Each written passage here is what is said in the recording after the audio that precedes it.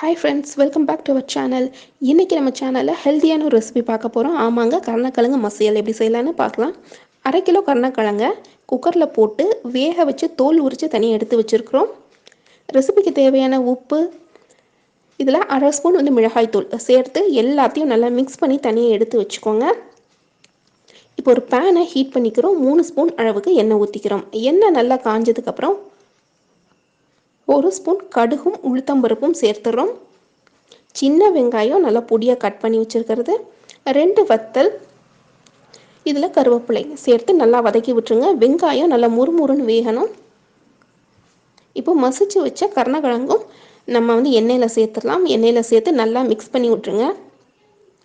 சிம்மில் ஒரு 5 நிமிஷம் நல்லா வதக்கி விட்டிங்கனாவே கருணக்கிழங்கு மசியல் ரெடி. ரொம்ப ஹெல்த்தியான ரெசிபி, குழந்தைங்களுக்குலாம் செஞ்சு கொடுங்க. நீங்களும் வச்சு சாப்பிடுங்க. எப்படி இருந்துச்சுன்னு ஃபீட்பேக் எங்களுக்கு சொல்லுங்கள். தேங்க்ஸ் ஃபார் வாட்சிங்.